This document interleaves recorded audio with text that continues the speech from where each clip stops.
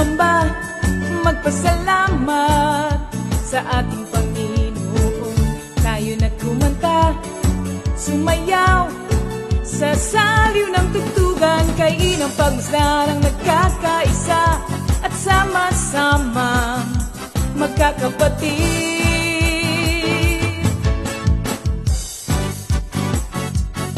Tayo na sumamba, kumanta, tayo na sumamba, sumayaw kay Jesus.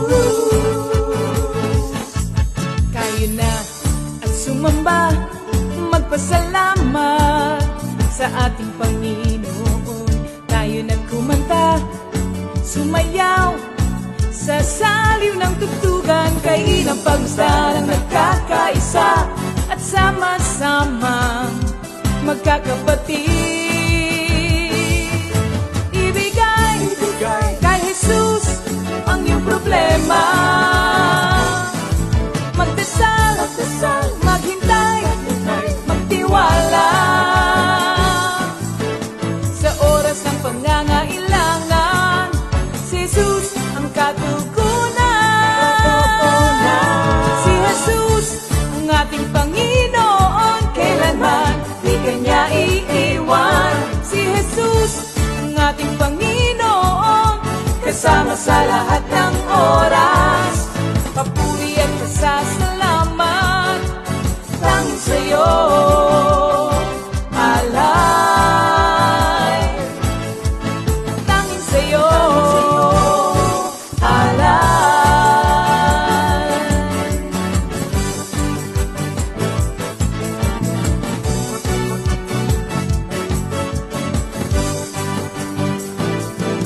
Si Jesus ang ating Panginoon, kailanman di kanya iiwan. Si Jesus ang ating Panginoon, kasama sa lahat ng oras. Si Jesus ang ating Panginoon, kailanman di kanya iiwan. Si Jesus ang ating Panginoon, kasama sa lahat ng oras.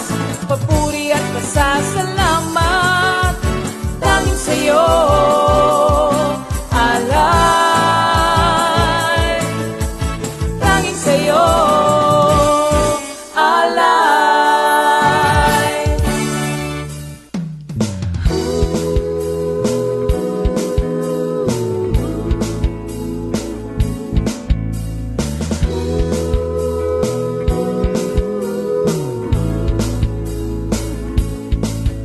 Pinagpalang buhay ang kaloob ng Diyos sa lahat ng tao. May takot sa Kanya. Pinagpalang buhay ang kaloob ng Diyos sa lahat ng tao. Nagtitiwala. Amen, amen. Glory, hallelujah. Good evening once again. A blessed Wednesday night, mga kapatid. At tayo patuloy na magpurit magpasalamat sa ating dakilang Diyos sa kanyang katapatan sa atin. Na patuloy tayong pinagkakalooban ng mga ganitong pagkakataon na makarinig ng kanyang magandang balita. Hindi lang magandang balita, mabuting balita. It's for everybody. Welcome po kayo. Tawagin niyo yung mga kasambahay ninyo, mga kamag-anak ninyo na buksan tong ating web na to, at para makapakinig ng mga pagtuturo ng ating Panginoon. And mga kapatid, as you can see, how many days before Christmas?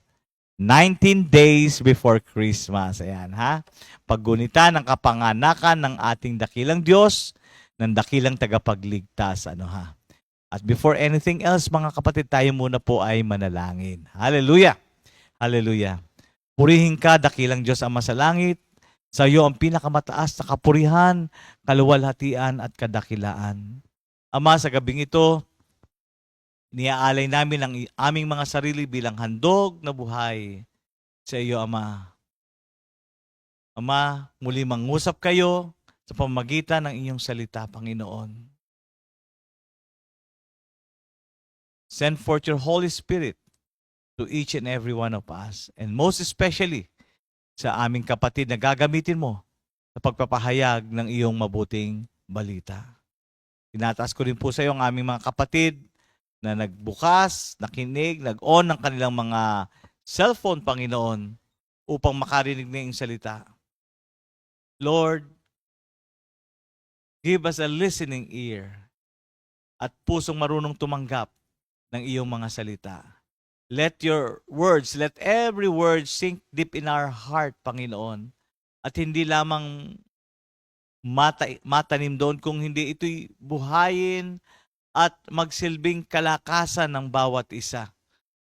Thank you, Father God, for this wonderful opportunity to hear your precious words. May your name be glorified tonight, Panginoon. And again, we bring back to you the highest praise, the highest glory and honor. In Jesus' mighty name we pray. Amen. Okay. Dahil 19 days before Christmas, tuloy pa rin ang ating pakikinig ng mga awitin. But this time, this will be original song, original Christmas song given by the Lord to our community. Ano ha? Glory to God yan. So let's sit back and relax and listen and enjoy the music.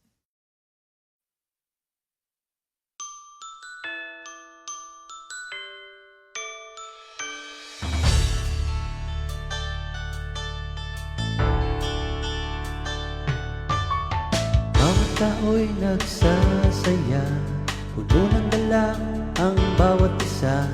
Simoy ng hangin kakaiba, nagsasabi, Pasko na.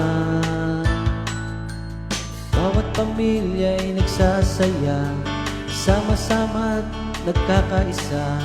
Simoy ng hangin kakaiba, o kay saya, Pasko na. Tayo na,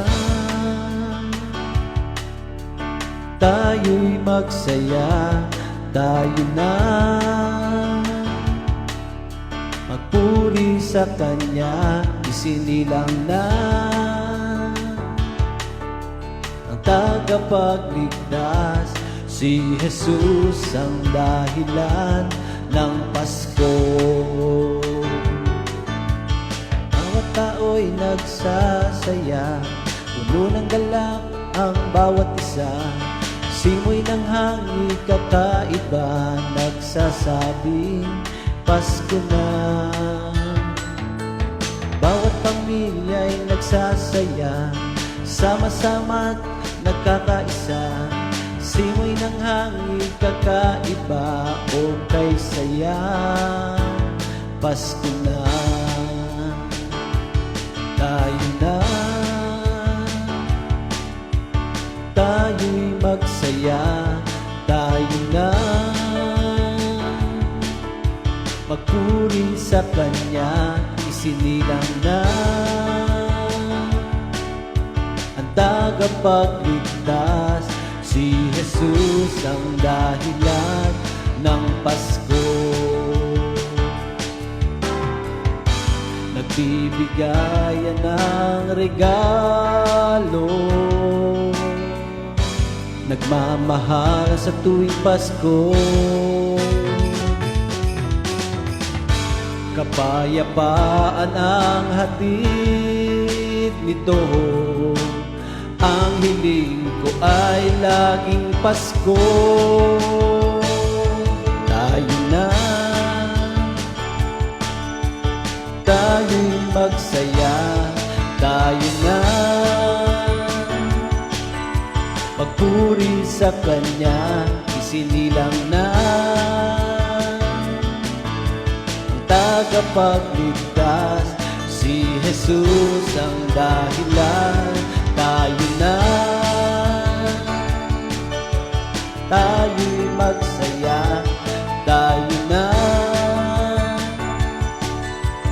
puri sa Kanya, isinilang na ang tagapagligtas, si Jesus ang dahilan, si Jesus ang dahilan, si Jesus ang dahilan ng Pasko.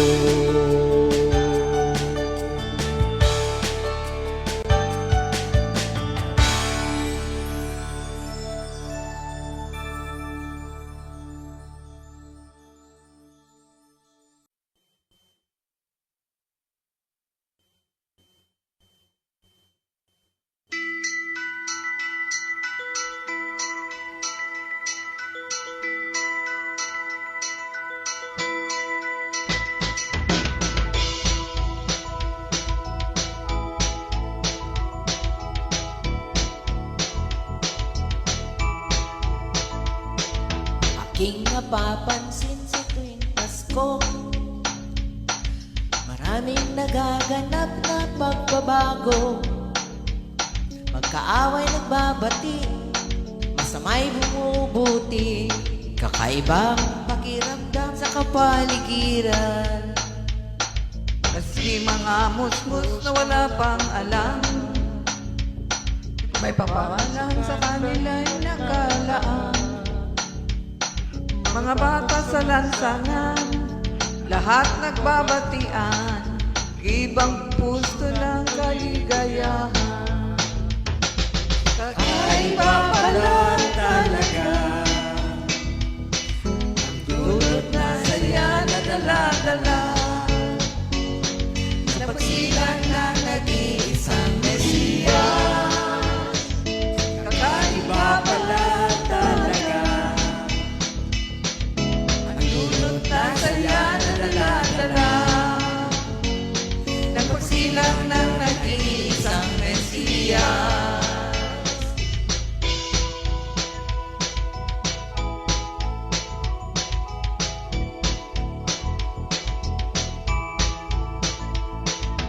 Pati mga may edad na sa ating akala, Pasko sa kanila'y baliwala na. Di mo may pinta, kagalak ang dala ng pagdating ng buong pamilya. Ay, pala talaga Ang dulot na saya na Dala-dala ng pagsilang na nag-iisang Mesiyas. kakaiba pala talaga Ang dulot na saya na dala-dala ng pagsilang na nag-iisang Mesiyas. kakaiba pala talaga Ang dulot na saya na dala-dala ng pagsilang na nag-iisang Mesiyas. kakaiba pala talaga Ang dulot na saya na dala-dala ng pagsilang na nag-iisang Mesiyas. Ng pagsilang na nag-iisang Mesiyas.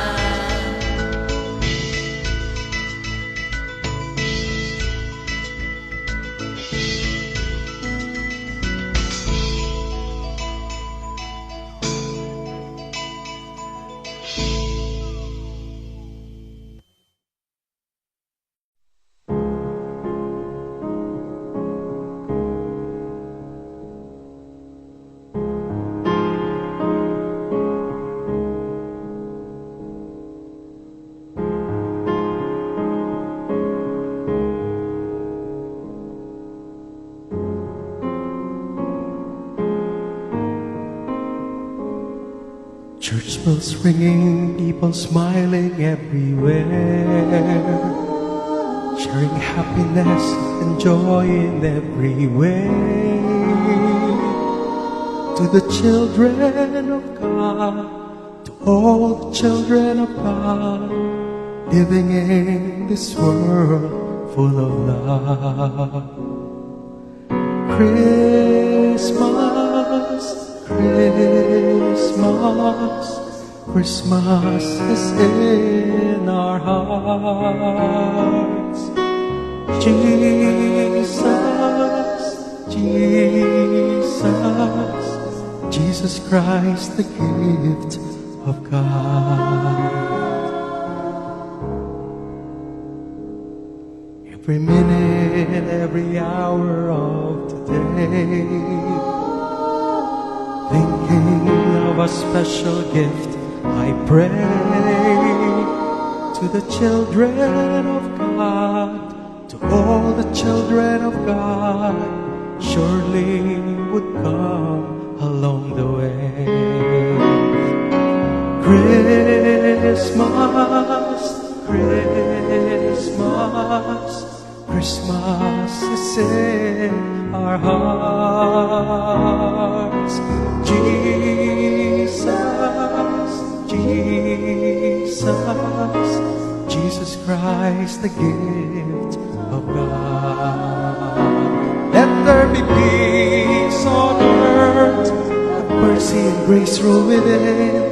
For Jesus Christ, the gift of God. Let there be peace on earth, have mercy and grace from within. For Jesus Christ, the gift of God. Christmas, Christmas, Christmas is in our hearts. Jesus, Jesus, Jesus Christ, the gift of God. Jesus Christ,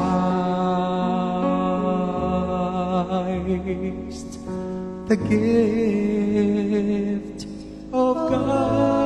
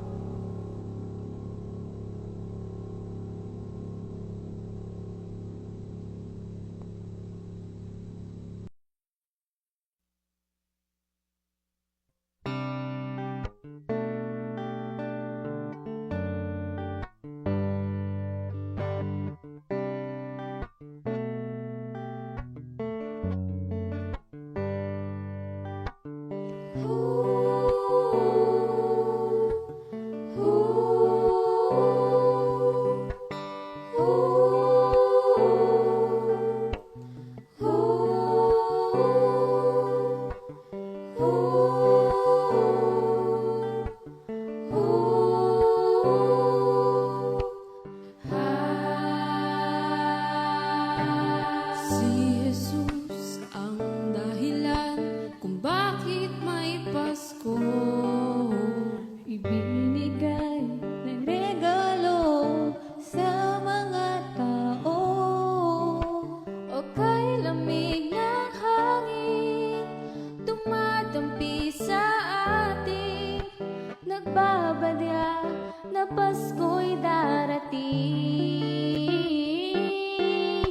O kay lamig ng hangin, dumadampi sa atin, nagbabadya na Pasko'y darating. Pagbibigaya, pagbibigaya, pagmamahala, pagmamahala, ang hatid nito.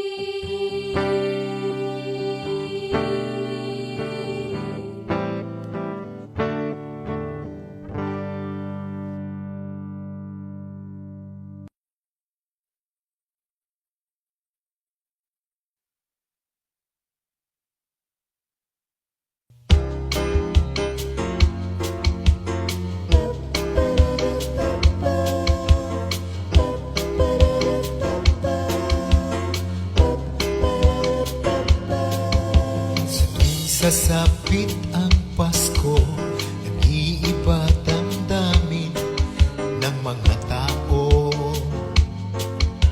Ang masungit, bumabait, magkakagalit, nagbabati, nagbibigay ng dating gipit.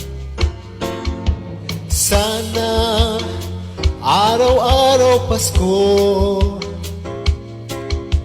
madarama mo ang diwa nito. Sana araw-araw Pasko, nang mapasayo ugali ni Kristo. Sa tuwing sasapit ang Pasko, nagbibigayan ng mga regalo. Malaki man o maliit, mahal man yan o nagtipid, ang mahalaga, puno ng pag-ibig. Sana araw-araw Pasko, madarama mo ang diwa nito. Sana araw-araw Pasko, nang mapasayo ugali ni Kristo. Sa tuwing sasapit ang Pasko, nagbibigayan ng mga regalo. Malaki man o maliit, mahal man yan o nagtipid, ang mahalaga, puno ng pag-ibig. Sana araw-araw Pasko, sana magbigayan tayo. Sana araw-araw Pasko, sana makatanggap kayo. Sana araw-araw Pasko, sana magbigayan tayo. Sana araw-araw Pasko, sana makatanggap kayo ng pagpapala mula kay Kristo, ng pagpapala mula kay Kristo.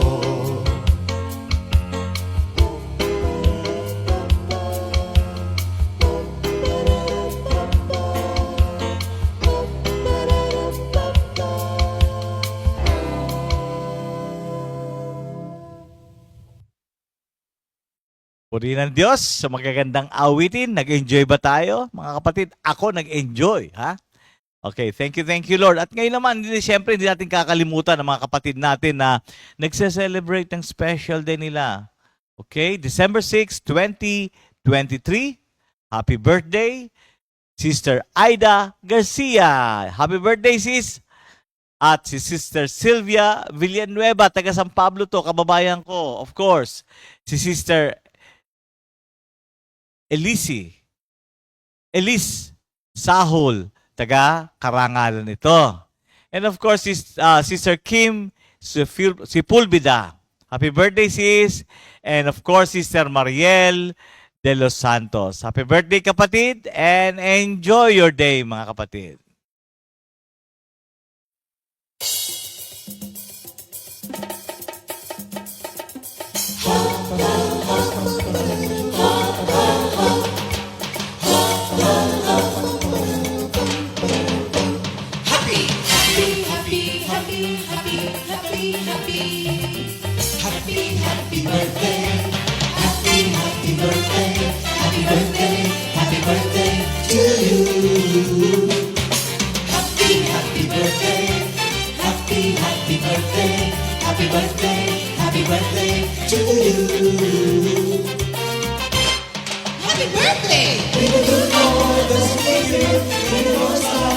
of you. Happy, happy birthday to you. Happy, happy birthday to you.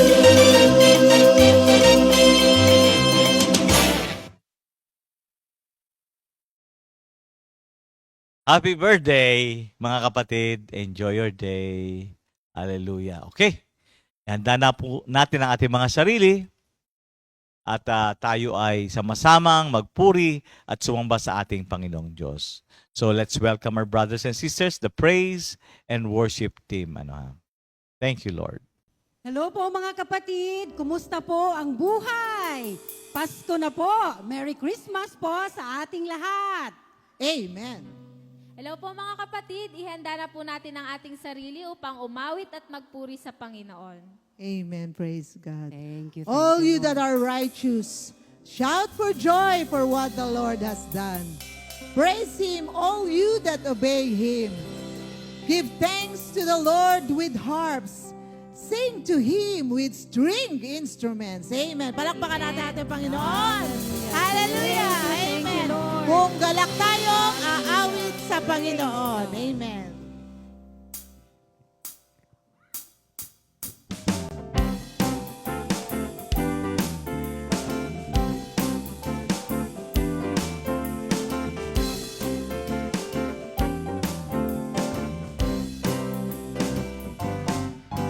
Uulan ng biyaya sa Pasko. Uulan ng biyaya sa Pasko. Uulan ng biyaya sa Pasko. Praise the Lord, praise the Lord, praise the Lord. One more time. Uulan ng biyaya sa Pasko. Uulan ng biyaya sa Pasko. Uulan ng biyaya sa Pasko. Praise the Lord, praise the Lord, praise the Lord. Ihanda ang isip, pati na ang puso, akayin kay Kristo, ang maraming tao, ano man ang iyong hilingin sa langit, ito'y makakamit kung mayroong pag-ibig. Ano man ang iyong hilingin sa langit, ito'y makakamit kung mayroong pag-ibig.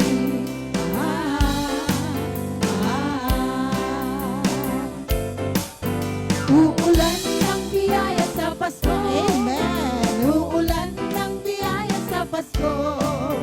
Uulan ng biyaya sa Pasko. Praise the Lord, praise the Lord, praise the Lord. One more time. Uulan ng biyaya sa Pasko.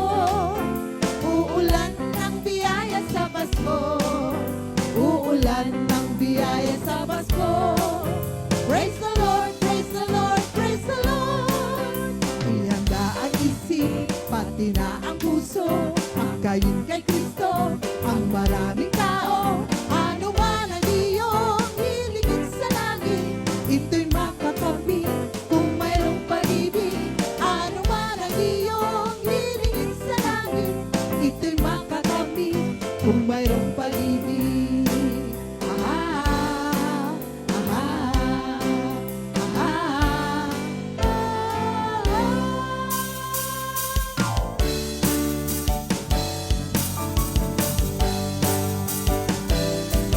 Pinagpurihin, luwalhatiin ang ating Panginoon. Puso ko'y nagpupuri, nagluwalhati sa iyo.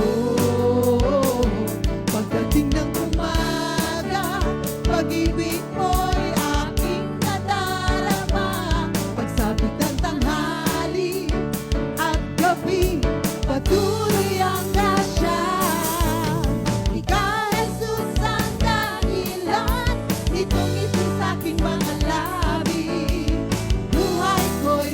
Puno mo ng pagpapal. One more time, halina! Halina purihin, luwalhatiin ang ating Panginoon. Puso ko'y nagpupuri, nagluwalhati sa iyo. Pagdating ng umaga, pag-ibig mo'y aking nadarama. Pagsapit ng tanghali at gabi, patuloy ang grasya. Ikaw, Jesus,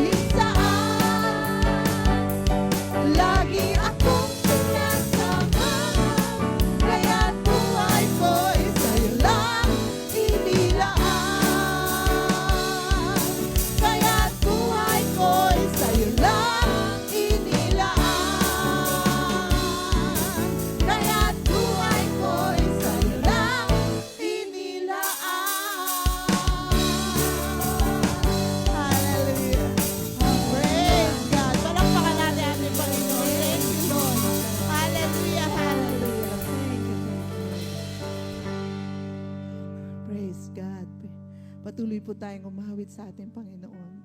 Marapat siyang sambahin kapag siya ay napakabuti sa atin. Kaya bigay po natin mataas na papuri sa ating Panginoon na nagmamahal sa ating lahat. Nagbibigay ng lahat ng ating kailangan. Kung wala siya, wala tayong magagawa. So awitan po natin ang ating Panginoon ng buong puso, isip at kaluluwa. Amen.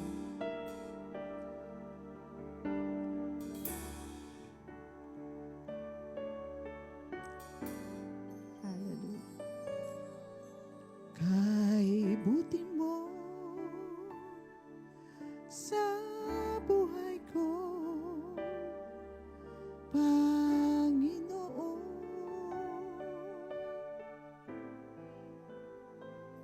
Pag-ibig mo'y nararanasan bawat saglit.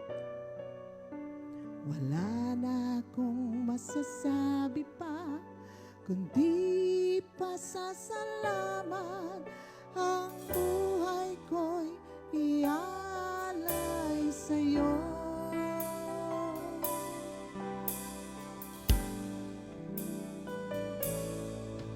Kay buti mo sa buhay ko, Panginoon.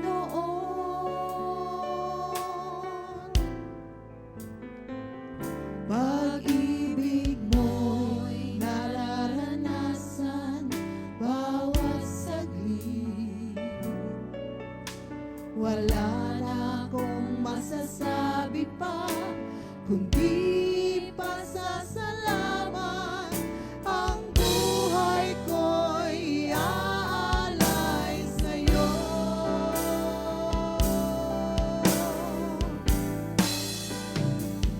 Kay buti mo, Panginoon, pasasalamat ang handog ko sa'yo. Kay buti mo,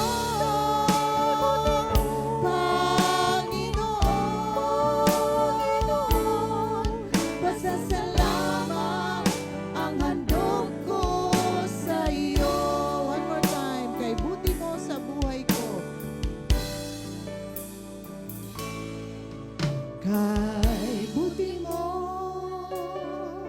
sa buhay ko, Panginoon.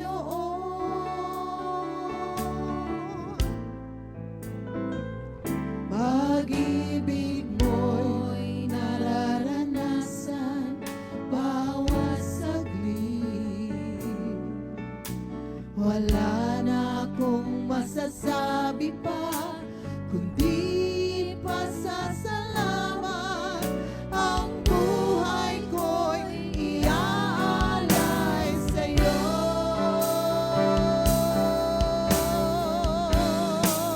Hallelujah.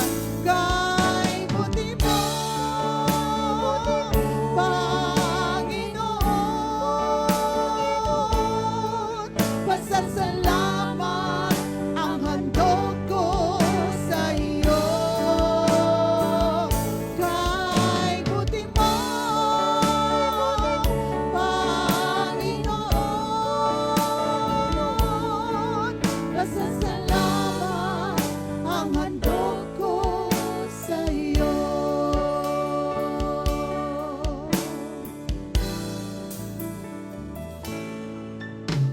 Karapat-dapat ka sa iyong kawalhatian. Buong kalangitan sa iyo'y nagdiriwang. Kaming mga nilikha mo, aming sasambitin. Banal ka at makapangyarihang Diyos. One more time. Hallelujah. Karapat-dapat ka, amen, sa iyong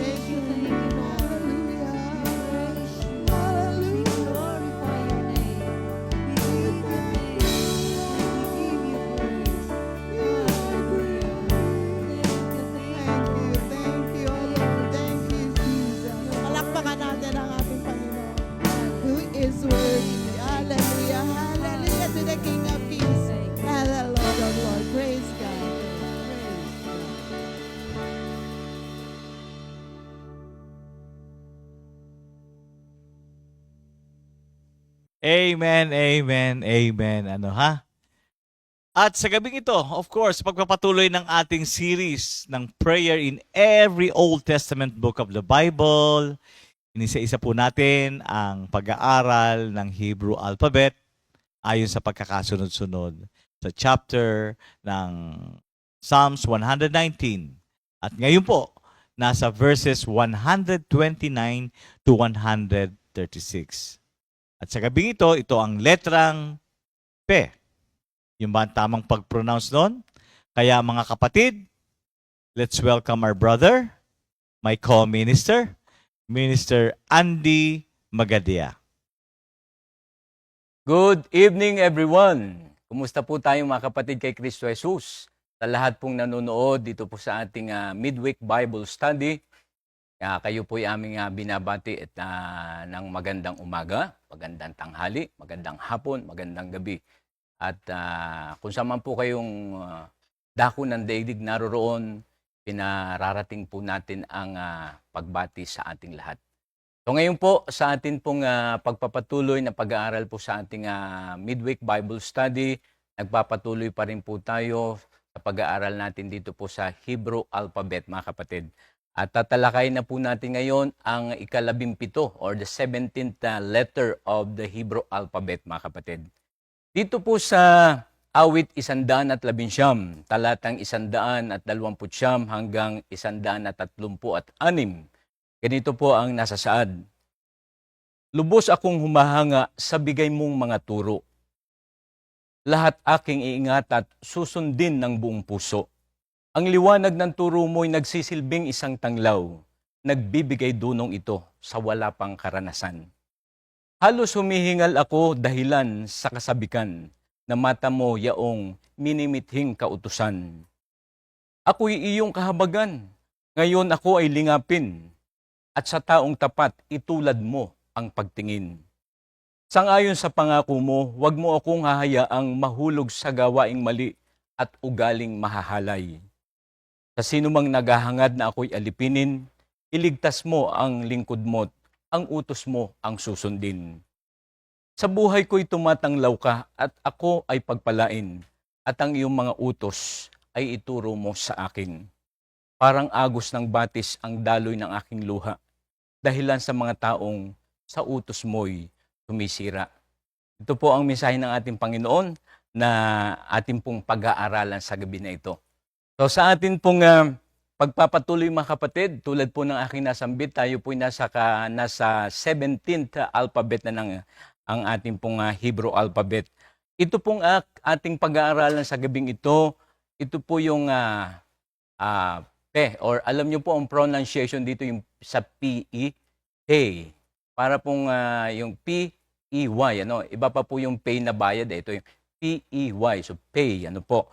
At ang meaning po nito sa Oxford Dictionary, mga kapatid, alam nyo po, ang ibig sabihin pala ng pay is mouth.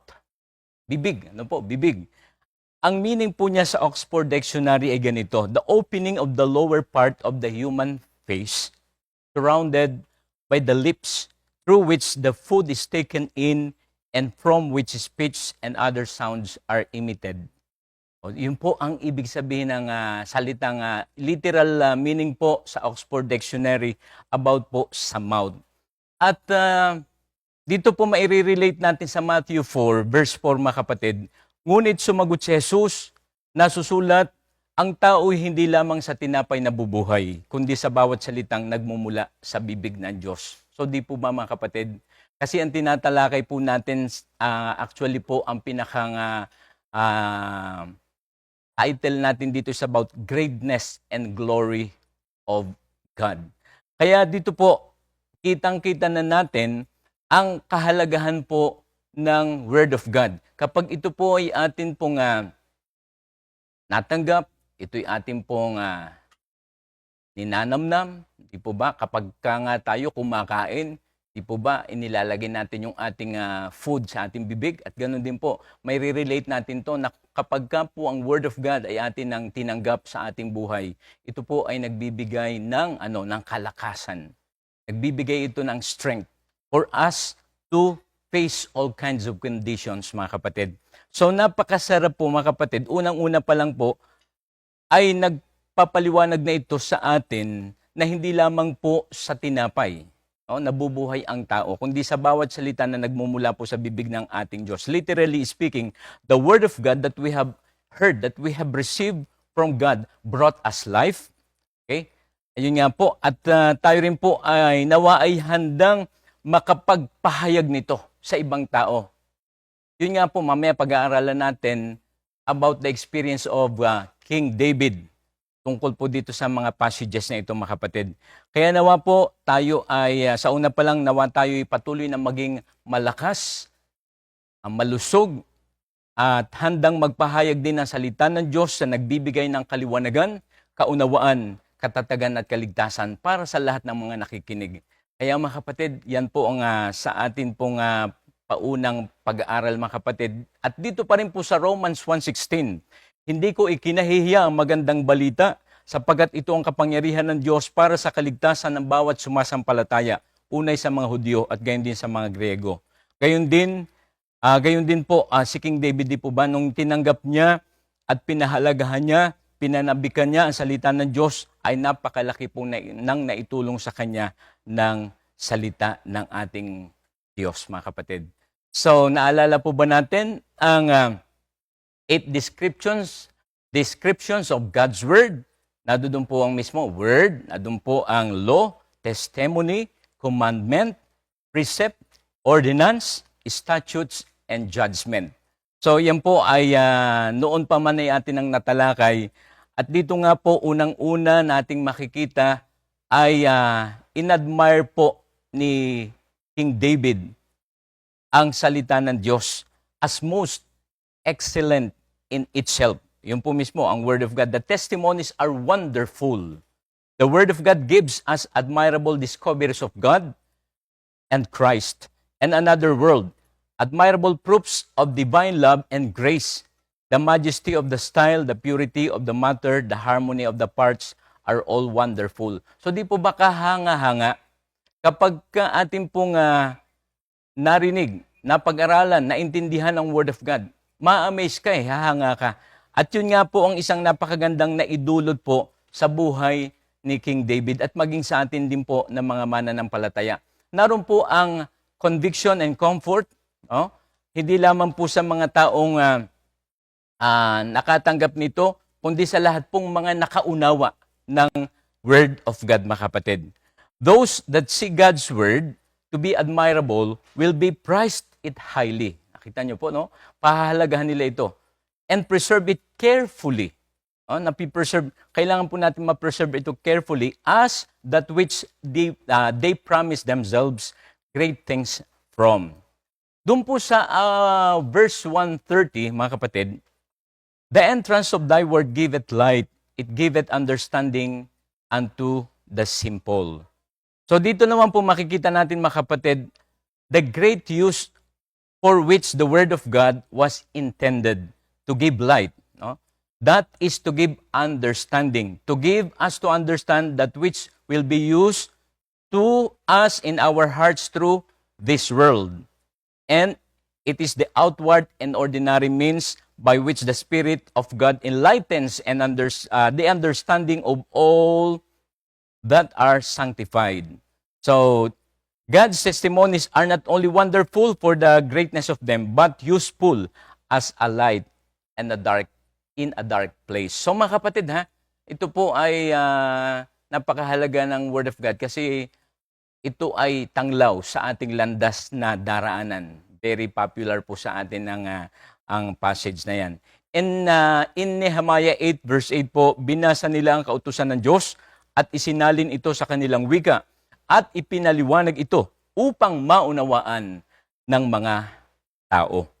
Yan mga kapatid So napakasarap po talaga na pag-aralan ng Word of God. Kaya kahit sasabihin mo na, ay brother, ako kasi ay Tagalog, ay ako naman ay Bisaya, ako naman ay taga ibang lugar, taga ibang bansa. Pero napakarami na pong translation ng Bible. Kaya kahit nasang kandako ng mundo, kapatid, nasang kandako ng Pilipinas, mauunawaan natin ang Word of God.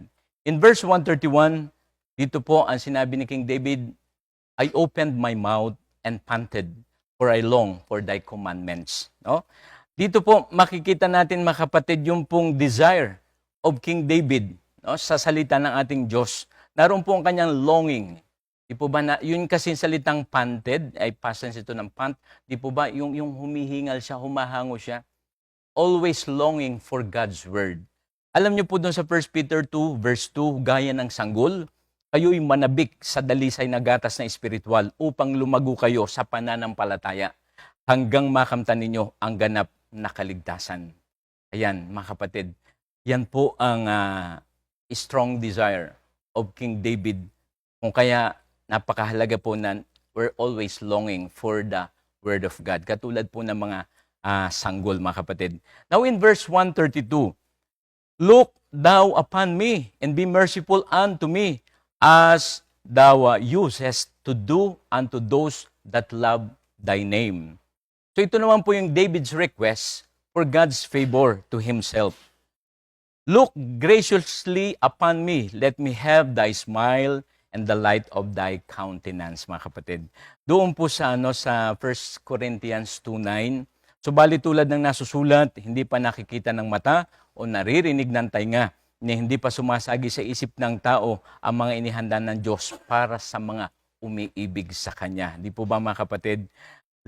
Lagi nawa po nating hingin ang God's favor, ang God's mercy. Ano man pong ating pinagdaraanan sa buhay. Kung nandiyan po ang God's favor sa ating landas na daraanan, mga kapatid, hindi po tayo mapapariwara, hindi po tayo mapapahamak. It is just because nandiyan po ang gabay ng Word of God, mga kapatid. So, napakaganda po ng ipinararating ng 1 Corinthians 2:9, mga kapatid, 2 verse 9. Kaya sa ating pong buhay, nawa po patuloy nating maranasan ang mga inihanda sa atin ng ating Diyos. Marami pa po yan, mga kapatid. Now the question is, are we excited? Okay, sa verse 133, order my steps in thy word, and let not my iniquity have dominion over me.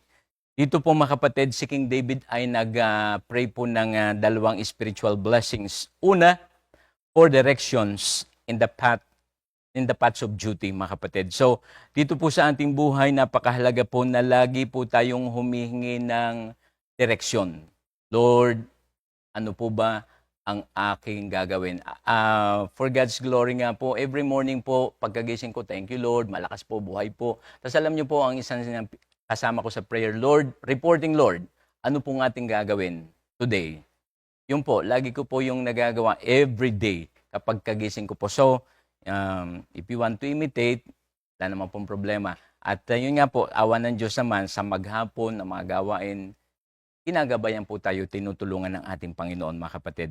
So, ang isa pa po na spiritual blessing na ipinag-pray po ni King David ay for deliverance from the power of sin. Lord, let no iniquity have dominion over me, so as to gain my consent to it, and that I shall be led captive by it. So mga kapatid, yan po, mahalaga po na tayo po ay nagpipray ng deliverance from the power of sin. Kasi araw-araw po nandiyan marami pong mga temptations, no? Tayo po ay surrounded by many temptations sa araw-araw. But then, if we have His words, if we have the Word of God in our hearts, magagabayan po tayo nito at hindi tayo magkakasala sa maghapon. Kaya sa isip po, sa salita, at maging sa gawa po. Now in verse 134, deliver me from the oppression of men, so I will keep thy precepts. Dito naman po ay ipinag-pray ni King David, mga kapatid, na magkaroon po siya ng quiet life. No? And not only quiet, kundi maging peaceful po ang kanyang buhay. At kung mayroon man pong mga tao na siya ihaharas, alam niyo po, hindi po siya ganun ka-affected. Di ba? Napakagandang uri ng pamumuhay yun. Maraming taong gusto tayong minsan iharas, minsan gusto tayong i-bas. But then, let us see to it, kapag naman ang ginagawa natin is according to the will of God, wala tayong dapat ipangamba. Marami mga tao po na vexatious, alam nyo, tinignan ko yung vexatious, ano? Ang meaning yan ay mga nakakayamot. Oh? May mga taong nang-iinis na iinisin ka. Maybe, marami pong rason behind. But then, ang mahalaga po is, ipag-pray natin kay Lord na i-deliver tayo ni Lord dyan. Deliver me from the oppression of men. Yan po ang isang isinama po sa prayer ni King David. Ano po? Now in verse 135, make thy face to shine upon thy servant and teach me thy statute. So David here, as often as elsewhere, writes himself God's servant, a title he gloried in. Though he was a king, now here as became a good servant, mga kapatid. Ito po mahalaga ito. So sa ating pong buhay Kristiyano, mga kapatid, napakahalaga po na tayo po ay namumuhay ng meron tayong servant attitude. Ano? Kahit sabihin natin na tayo ay binigyan na ni Lord ng position sa body of Christ, huwag po natin kakalimutan na lagi tayong magpakumbaba. Kasi ang mga mapagpakumbaba, alam naman natin, yan ang itataas ng Diyos.